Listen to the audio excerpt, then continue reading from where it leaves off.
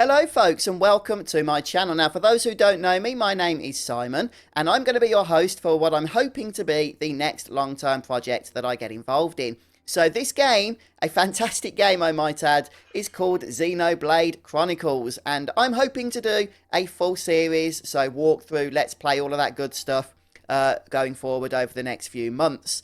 Now, if you're not familiar with Xenoblade Chronicles and you're going to be joining me along for this adventure, then I do believe you're going to be in for a treat because this game is incredible. It really, really is. It was developed by a Japanese studio called Monolith Soft and was released actually quite a few years ago now, 2010 in Japan, for the original Nintendo Wii console. And then it was brought across to the West or most of the West in 2011, and then over to America in, I think it was 2012. So yeah, heralded as perhaps one of the greatest RPGs ever to be released on the Nintendo Wii, which is very high praise considering the caliber of content that was available on that system. But the Definitive Edition is, as you can probably guess, a fully remastered version of the game, and we're going to be talking about some of the various changes from the original to the Switch version here as we get into the gameplay. But I'm very excited to share this with you guys, so I really hope you'll join me along for the adventure.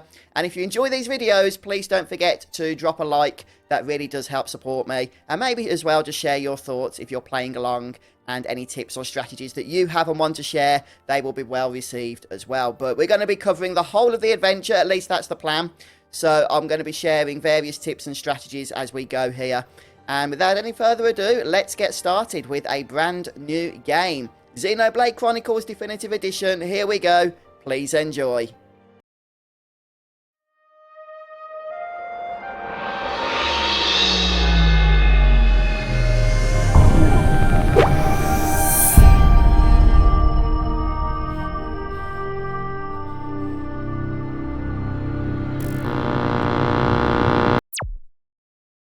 Okay, so once we've selected new game, if you've got a Xenoblade Chronicles 2 save file, you're first of all going to be greeted with this particular screen where you get to choose to collect 100,000 gold or not. Now, if I was playing through by myself, I would obviously just go ahead and collect this because it would save time, grinding for money a little bit later on.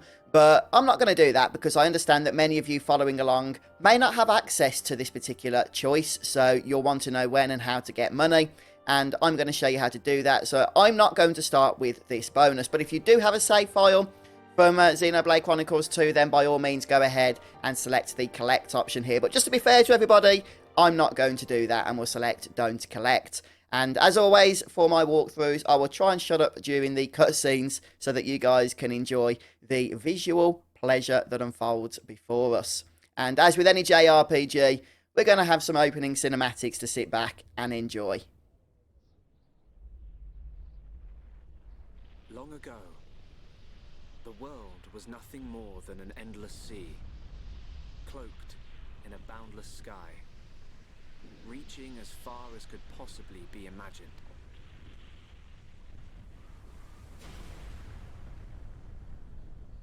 Then two great titans came into existence.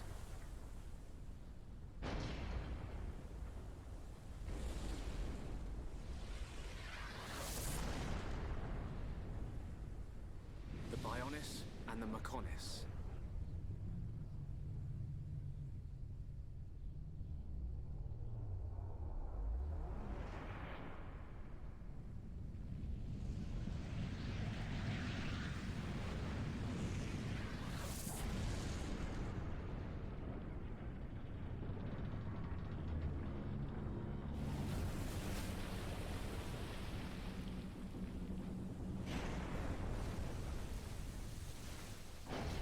The Titans were locked in a timeless battle.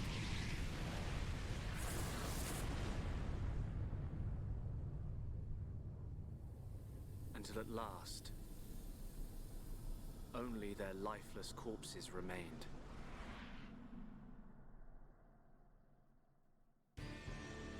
Eons have passed. Now, our world, this vast land stretching across the remains of the Bionis, is under attack from a relentless force known as the Mechon.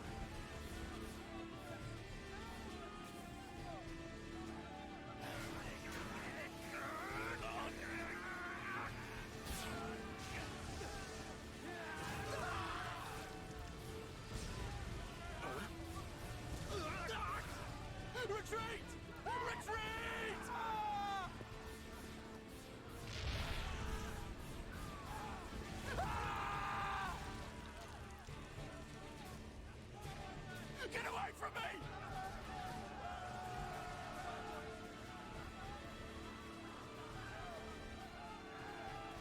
Retreat! No, retreat! The end becomes unknown! No! No!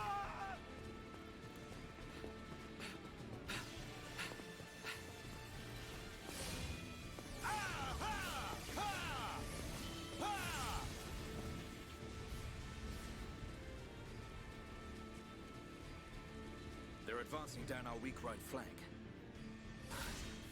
For a bunch of soulless machines, they seem to know a thing or two. But we'll see.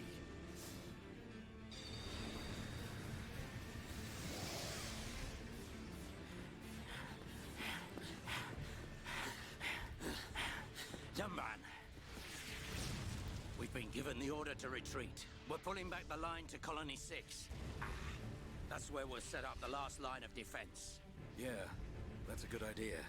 Any more time spent hanging around here, and we're done for. Count me in. We gotta get out of here. Or we can stay and fight.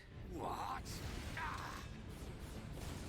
We may die if we take a stand here, but staying gives us the chance to change our destinies. We have the Monado. With this, the future is ours for the taking. Stupid beast. Your body can't take any more of the Monado. I can tell by just looking at you. Getting short-sighted in your old age, Dixon. I'm fine. Don't worry, I'm still in control. I should have known I couldn't talk sense into a beast. Let's do this. I'm going with you. You'll need someone to drag your corpse on. As long as you think you've still got the strength in you, old man. Boy, you two. We've been ordered to pull back. I'm leaving. Well, I say you're coming with us. What would we do without those? The enemy's second wave! It's approaching! It's now or never, Dunban. Let's show them what we've got. We'll give them a warm Hom's welcome. Acknowledged. Yeah! Ha!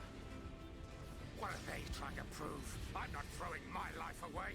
No point dying in some godforsaken field. Nothing for it. I'll have to use Dunban as a decoy. Yeah, that should give me time to escape. Okay, so there we have the opening introduction to Xenoblade Chronicles, and we're immediately, after that, going to be thrust into the heart of the action, but don't worry, don't be too scared, this is more going to be serving as a tutorial. In fact, some of the tutorial does go on for a little bit, but there's so many things, so many aspects of combat in Xenoblade Chronicles that we're going to need to get used to, that that's really needed, trust me. So, we're going to start off very simply here with these 3 party members that we've just been introduced to. And we're going to be targeting a monster, our first monster in fact, using L or R on the Switch controller. So I'm using a Switch Pro controller, so that's the control system that I'm going to be using, but obviously if you're using the Joy-Cons or something else, then you can adjust accordingly. So let's go ahead here and do as we were told in order to select. When we do that, we get the next tutorial, and we can see at the bottom of the screen, by the way, combat is very action-oriented in Xenoblade Chronicles. So, you know, it is a Japanese role-playing game, but it has moved a little bit towards the action side of things, as opposed to more traditional turn-based combat that perhaps you're used to in this type of game. So the battle palette is down the bottom, and right now the only thing we're going to be caring about is the center command there, and the 2 commands either side. So the center command is quite simply the fight icon. We select that, move to our target, and we're going to start fighting automatically. So we'll do that. We'll head up to the Mechon M72 here, select that fight button, and the game will start initiating some auto attacks. Now, because our weapon is a short-range weapon here, we do need to be fairly close to our target in order to unleash those attacks there. Now, we don't just simply initiate auto attacks and get through every battle in this fashion. Trust me, you can try, but it won't be too long before we're getting slaughtered if that's the strategy we're going to be using. Instead, we're going to need to make tactical use of our abilities, and these abilities are known as arts. So right now we have 2 arts available to us, the Monado Enchant and the Monado Buster. By the way, they're called these because the weapon that Dunban is wielding is called the Monado. So we can see what each of those abilities do there. The Monado Enchant powers up our party members, and the Monado Buster deals major damage. So we're just going to go straight ahead here to the Monado Buster, because we don't really need to waste time enchanting our party members' weapons when we do so much damage anyway. See, we can effectively one-shot most enemies at this part of the game using that Monado Buster ability. Now you'll notice once we've used the Monado Buster, we can't use it again immediately. And that's because most arts have a cooldown timer, which we need to, wait until that has passed before we can use that art again. So there we have it. The more we attack, the faster those cooldowns are going to be reduced by. So again, we're going to target one of these mechons here. Mechon M63, for example. Or we can tap the target button to cycle between them. And let's again go ahead and use our Buster ability to kill that enemy. And then we'll swiftly move on to the next and just repeat the process. So until our arts are off cooldown, we'll continue to use auto attacks. And there is quite a big range on this ability, so don't worry if enemies move far away from you as you're casting it, as it does reach the majority of those that are present on the battlefield. So now we have the Mechon M82, a level 28 foe, which again we're going to just go ahead and start unleashing some auto attacks to build up our Monado Buster. But I'm going to go ahead here and use Monado Enchant. It's not necessary, but at least you'll get to see that in action. And you can see that's buffed both of our party members there, so that they are going to be unleashing more damage against this enemy as well. And then we'll use our special ability in order to finish this one off. And there we have it, the basics of combat. But it does get more complex than that. But that's all we need to know for the time being. It's their main force. Looks like the Mechon are hell-bent on taking us out. They'll have to be if they want to beat us. Now, let's even the odds a bit. You heard him. Dixon, Munka, let's do this.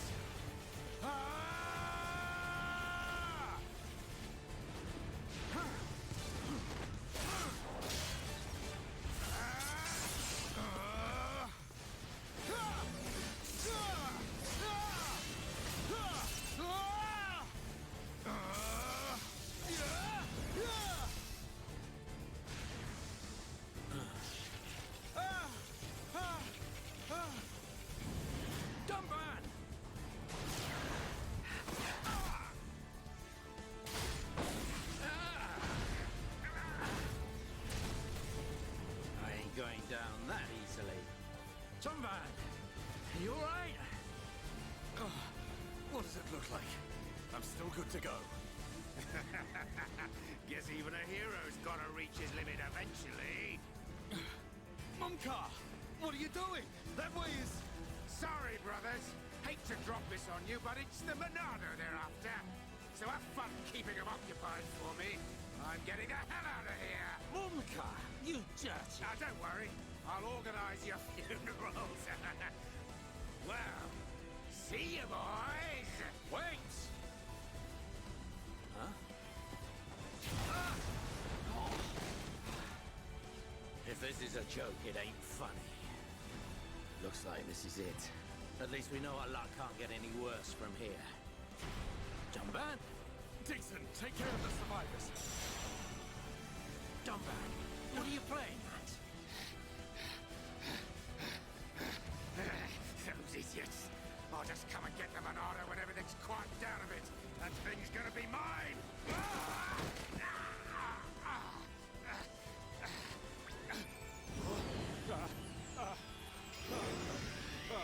Oh no, please. No! Vile Mechon. If you think the Homs, the people of Bionis, are just waiting here for you to pick us off, you are sorely mistaken.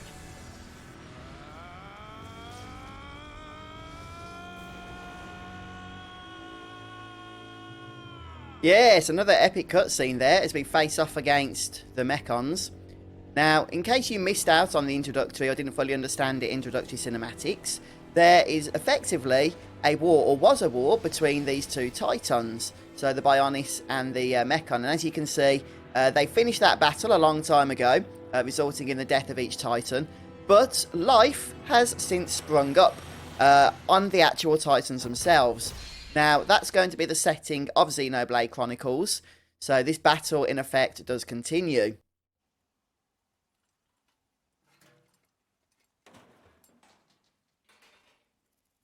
A Mechon M71. I bet I can use its optical system to align one of the anti-air batteries. Oh, no good. It's broken. The joint section. It's buckled. It's completely useless. Ugh.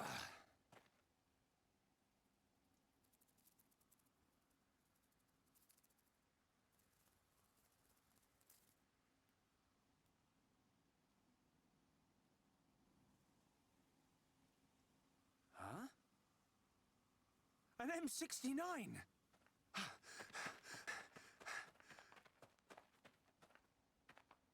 Its armor would be perfect for making a shield. If I can just get it off, I should be able to... Shulk!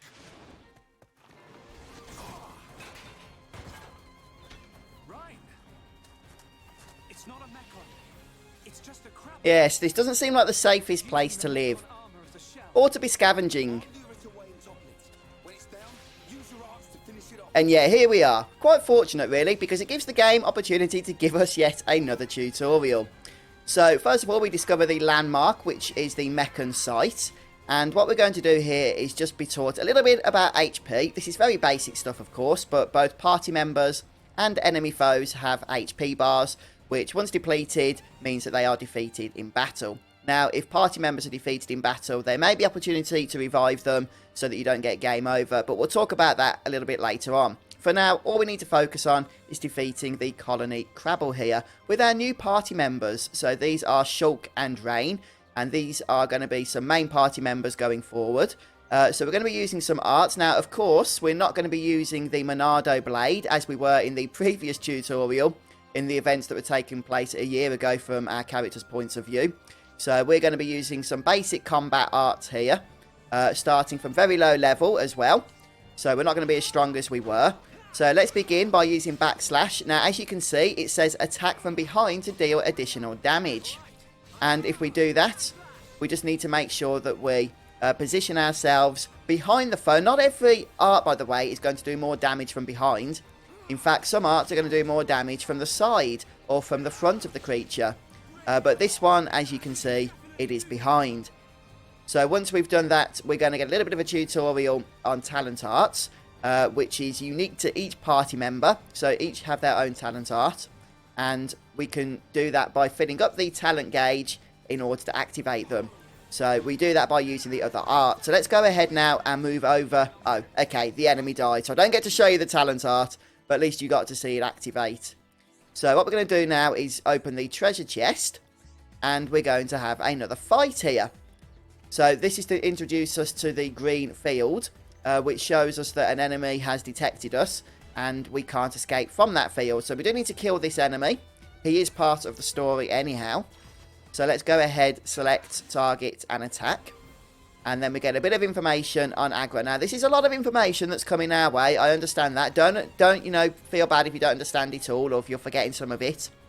Because as you begin to get into combat and do so repeatedly, it is going to become a little bit more second nature how these particular functions all work together. So don't worry if you can't keep on top of it all right now. You'll get used to it, okay? The more you practice, the better you'll get. As it should be, of course. So right now, that red bar indicates that Shulk has aggro.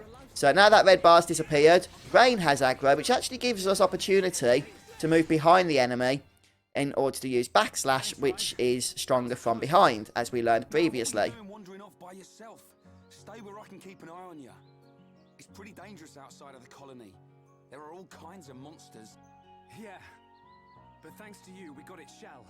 Everyone in the colony is going to be really happy. I'm more worried about you than the shell. Oh, whatever. Knowing what you're like, at least you'll make a decent weapon out of it. This scrap driver's excellent.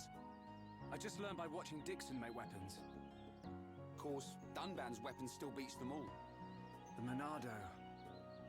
I hope I can figure out the secret of its power one day. You will, Shulk. Anyway, we better get back to the colony. If I'm late for drills again, old Square Tash is gonna kill me. Square Tash? Oh, the Defense Force Colonel. He's pretty scary. Tell me about it. Sorry, I didn't mean for you to come all the way out here during your break. Don't worry about it. Let's get back. Okay, so then, after that little bit of banter there, we're going to be moving on to Colony 9. Now, this is only a short distance away, but of course we are greeted with various tutorials on how we can progress, and we can read those if we want to. We also get some information on how to save our game, something that's obviously very, very important. There is also an auto-save feature in Xenoblade Chronicles Definitive Edition, so I do still encourage you to save manually often. The auto-save, it doesn't save like every time you enter a new area as some other games would do. So, you know, it's more of a backup than anything else if you forget to save. But there are times where the autosave only really saves quite a way from where you die. So just bear that in mind. Okay, I still encourage you to manually save. Okay then, so we've got a whole bunch of features unlocked. And what we're going to do very briefly before we move on is just have a look at the menu. Now, on the Switch Pro Controller, and I'm assuming on the Joy-Cons as well, you can access the menu by default by tapping the X key. Okay, and that will bring us to our party menu, where we can go ahead and change equipment and look at various maps and do some other stuff as well. Now, there are going to be more functions unlocking later on, but since we don't have access to those yet, they're simply not present here as selectable items. So we're not going to change any equipment, but I'll just show you how you do that. You simply select the party member you want to change equipment on. Okay, so we have Rain or Shulk there, and then you can go ahead and select the item you want to remove or replace with something else. And if you have anything available, you will see the limited stats that are on that weapon or armor, so you know whether it's better or whether it's not as good as what you already have equipped. But as I say, we'll talk about that more in detail a little bit later on. So we're going to go ahead and grab the treasure chest here. This was dropped from the second enemy encounter. And now if you look at the main map, or the mini-map, sorry, in the upper right corner of the screen, you can see we have this handy green line, along with a bunch of red dots. So the red dots are enemies. We can choose to fight them or ignore them at this stage. I'll talk about, you know, why that is a little bit later, but it has to do with the icon above them, which indicates they're not going to be hostile to us. And we're going to follow this green line, and this is going to take us to our next story destination. And another tutorial here on the Collectopedia, which talks about how we can collect items and, you know, regions and stuff throughout the world. They are these little blue floating orbs that are just pretty much scattered all over the place. So if you've only played the Wii version of Xenoblade Chronicles, then you're going to notice something that perhaps others won't, and that is just how radically different and improved, really, this game looks. The Wii version was obviously clearly aging by this point, and it was very jagged, very low quality graphics in comparison to what we have here. So certainly the biggest change, without any shadow of a doubt, for the definitive version of Xenoblade Chronicles is the fact that the graphics have been completely overhauled with brand new character models and new backgrounds and all of that good stuff as well. So, you know, you might want to actually kill a few of these enemies just to get a little bit of experience, but it's not really necessary, I would say. There's going to be plenty of opportunities to grind as we continue on playing a little bit later on. So I'm going to ignore them for now as we make our way over to this red flag icon, which indicates that is a story destination. And here we are. This is Colony 9. So the first major hub that we're going to be encountering. And we're going to be spending quite a bit of time here.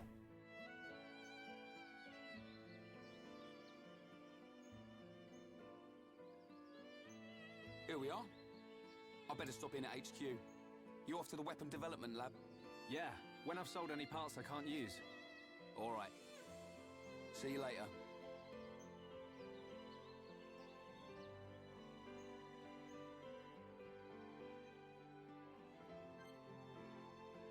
Right, so Rain has left the party at this point, and whenever a party member leaves or a party member joins, we'll be greeted with the Organise Party interface here, which allows us to access the main menu if we wish to do so. or just to switch party members around if we're going to have that option. But right now, of course, we do not. So let's go ahead and close this. And now we get another tutorial, this time on shops. So shops, of course, are just an RPG staple, really, aren't they? You can't have a good RPG without the ability to buy and sell your loot. So that's no different here, as you can see. And there's a lot of items, a lot of, a lot of loot, where its purpose is really just to be sold. So you can see that here. Some of it will be sold for quite a bit of gold, some of it for not so much, depending on how rare that particular loot is. And we also get some information on quests. So quests are secondary objectives in Xenoblade Chronicles. They do not need to be completed in order to progress the story.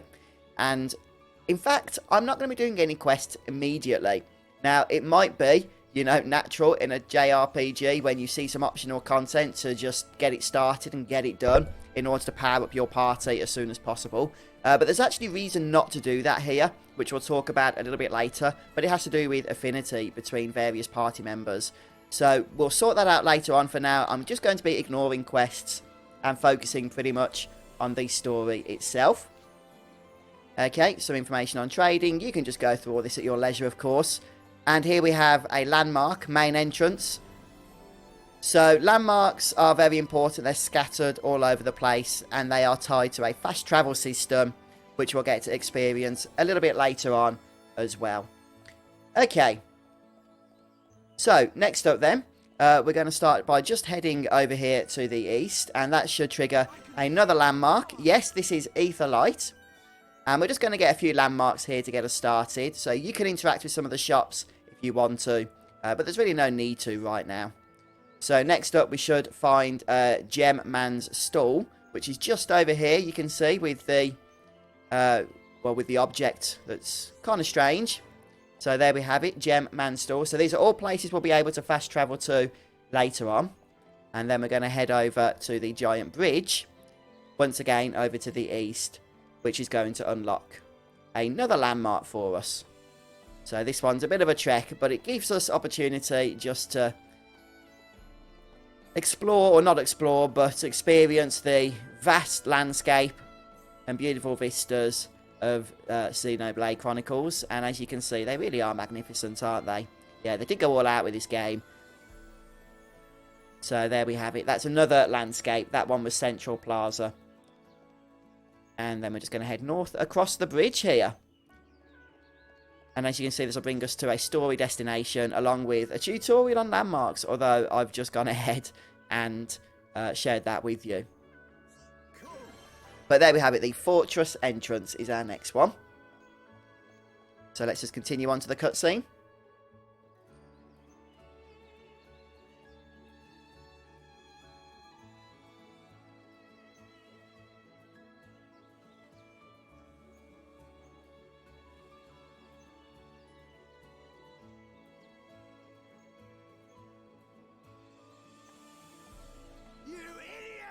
What the hell are you playing at? Uh-oh. The Colonel's gonna explode. Crashing the mobile artillery into a house. How long have you been in the Force? Sorry, sir. It's just that we were trying to go as fast as we could, like you ordered. But it's impossible to get back to the military district in only 40 seconds. I don't want any excuses. Champions don't whine, they win. Yes, sir. You're a disgrace to the uniform! Are you forgetting the shame you brought on this force during joint maneuvers with Colony 6? Stick your back into it, maggots! Move it! Yes, sir. Get the artillery back to the military district, double time! Then I want 1,000,000 press-ups from both of you, and you better not stop until your biceps explode! Colonel, we can't move the artillery. What? You better give a damn good reason why. Sir, the impact of the crash damaged the ether conduction cable. The ether fuel proceeded to leak out, and now the cylinder is empty. Well, change the cylinder then. Can't you even do something as simple as that? The auxiliary cylinders have all been used up. It'll be 3 days until more come in, sir. I told you to keep a stock of fuel in reserve. Sorry. Sorry, sir. You're nothing but slackers! Same old Colonel. At this rate, the men will all be dead before they see any action. Yeah, that was an interesting turn of events. But anyhow, what we're going to do now is just continue on over to the next flag. And this will move us over to a hallway where we'll get to see something that we saw at the start. So I won't give anything else in terms of spoilers. But it's going to kick off the next event here. So once again, I'll be quiet.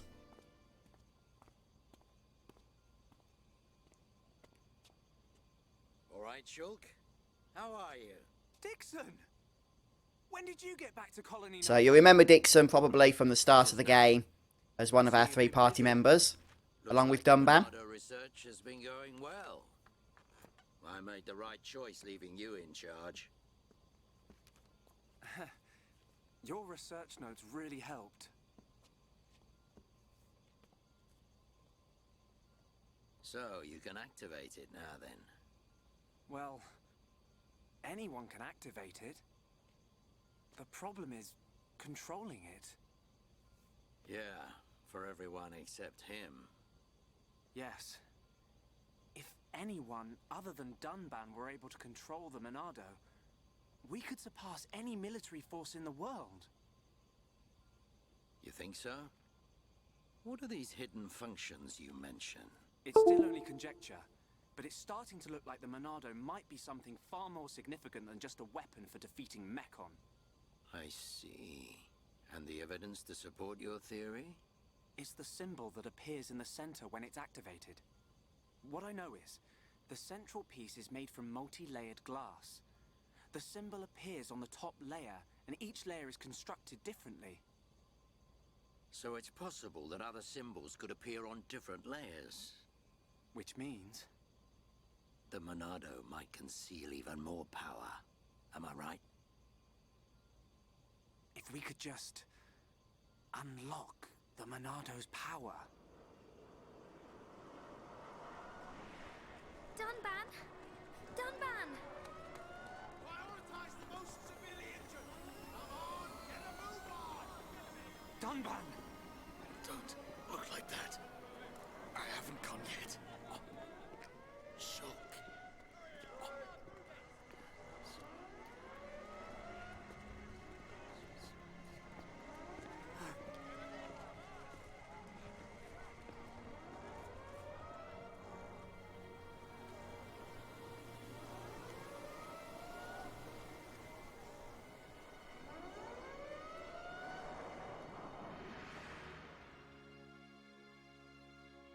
It was the Monado. It was controlling me. Even so, it saved us. Saved our future. Next, it will be up to you. Dunban. Well, I better get the supplies delivered to the defense force.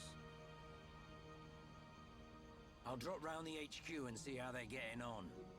Okay then. I'll see you later.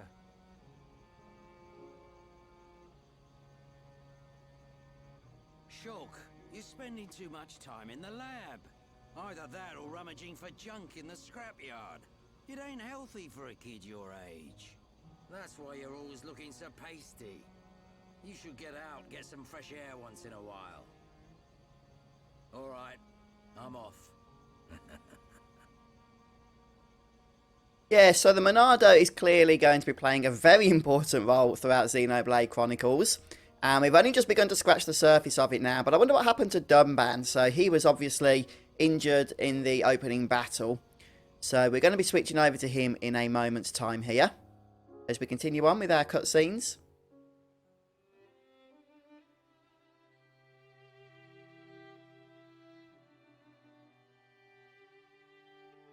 Dunban, are you awake yet?